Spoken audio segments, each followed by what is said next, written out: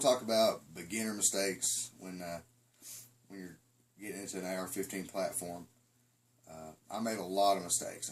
Nobody showed me anything at first, and I thought it was like any other rifle that I bought, and bought it, brought it home, loaded it up, and shot it. But it's different. It's a little different than other, bolt action rifles or even other semi-autos. The first thing I want to talk about is the optics, because an AR-15 is like a Barbie doll for men. Everybody wants to put all the things they can on it, and they want to get optics. And people will usually opt out for the cheap optics, from Walmart or wherever, because they'll see like, well, this one's a red dot, for instance. This little red dot, this is a riser rail, but this little red dot I bought at Walmart for $70. Okay, it turns red, so basically that's what a red dot's supposed to do. You can change the level of brightness. You can take these caps off here to adjust it. You can also change the reticle color and everything. So, I figured it's a red dot. It's going to be red, so how else do you need it? But there's a big difference. This here is an EOTech I purchased a few years later.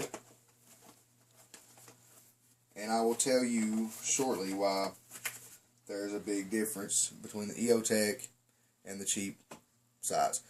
But anyway, when you fire a rifle that's not a 22, there's vibrations to the rifle. And it happens really fast, but there's a lot of pressure. The rifle wants to bend and bow due to the explosion from the rounds coming in here. So your optics is placed at a certain point to take actually more damage than you can think. Even, if you're treating it delicate, that's where a lot of the pressure ends up while you're shooting around. So these little cheap optics right here, they may last a month, maybe 2 months, depending on how much you shoot, but they're not very reliable. What will happen is you'll shoot it, you'll spend a box or two of ammunition to zero it, then you'll go to shoot again and it's not zeroed. Imagine that. That's like I say, it's because it's a cheap optic. Now, this EOTech, I went through this one and 2 other cheap optics. I spent around $200 to $300 on cheap optics before I got sick of it and decided to go ahead and get EOTech. This EOTech is the AA batteries right here. They don't all. Some of them has little watch batteries, but I liked this one because it was convenient and easy. You just pop that up, and this comes out like so. Holds the AA's, put it back in, and I always thought about a emergency situation to where you was having to scavenge for battery sources, and a AA. Everybody's got AA batteries in their home. Anyway, the thing with the EOTech is that you can shoot it after you get to zero. It will stay zero. It's forever. I mean, it is a very good, solid, dependable. I've took it hunting. I've took it to the mountains. I've just carried it everywhere, beat it to death, not intentionally, and it's a solid red dot as far as red dots go. My problem is, though, now, the more I used it, it stays in the back of your mind whether your sight's going to go dead or not. When you're in the mountains with it or wherever, you kind of don't want to just leave it on because you're thinking, what if I need it and it's dead? And it's, useless. So I decided to finally go with Vortex optic. And this is a Vortex Strike Eagle. It has 1 to 6 power. And it's so far been a very good optic. Stays zeroed. It's perfect for what I need. It has a ballistic drop compensator in it, and what that means is that it has pre-measured lines to aim for 200 yards up to 400 yards. So, that's handy. And later on, if you don't understand ballistics, I'll explain why that's not perfect, but that's not the point right now. That's a big beginner mistake, is to try to buy cheap optics and just get away with the BS. A good rule of thumb is when you buy a rifle, you need to spend at least 50% of the cost of the rifle on optic, at least. depending on how serious you are about shooting, or if you're target shooting or long-range precision shooting, you may even need to do 100% of the cost of the rifle, or even 200% of the cost of the rifle. Because if you don't have good optics, it's just a big stick with a bang. You know, if you're not accurate with it, it's useless. Another thing I did is this is obviously a DPMS, and when I first bought it, I think it was like $750 for the rifle, and I thought it was an incredible deal. And it has withstood a lot of beating, and I'm really pleased with my rifle, actually. But if you might notice, it has a UPS shipping label on it. The UPS shipping label come, I had to send the whole upper receiver, bolt, carrier group, and all, back to the manufacturer. And that is entirely my fault, not DPMS's fault, which leads me to my next problem with beginner mistakes, is lube.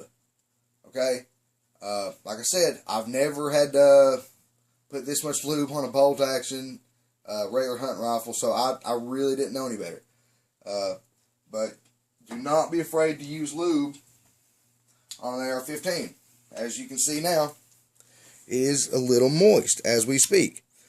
The trick is, a good friend of mine showed me this, is you just put a dab in the holes.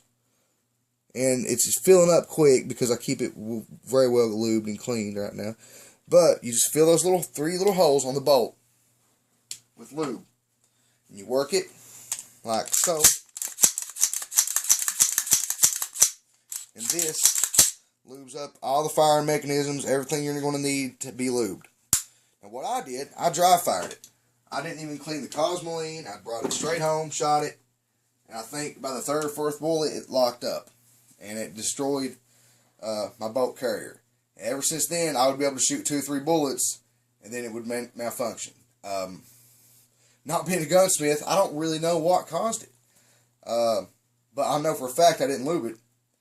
And I sent it back to the manufacturer. They sent me a whole other bolt carrier group, and it's worked flawlessly ever since. Shot hundreds of rounds, maybe thousands of rounds to it, and it's worked just fine. My next point, with it being a DPMS, it was a deal, you know. So this little receiver did not have the forward assist right here, or the bolt cover, or the ejection port cover. And I really wanted it because after my first trouble with malfunctioning AR-15, I wanted to ensure that I could do everything in my part to make sure it doesn't. As you'll see, this one has no attachments, has no divots to install the ejection port cover, has no forward assist. And truth be told, I could have bought it, even a DPMS. I could have bought a Smith & Wesson for the price that I put in to the rifle and this together. You know, it would have saved me money just to buy a better rifle. But like I said, it was a beginner mistake. That's why I'm explaining it to you now. And another thing, you know, these rifles get really heavy the more you want to add on to it. So just think about it before you do, and don't go cheap on your optics. Have a good day.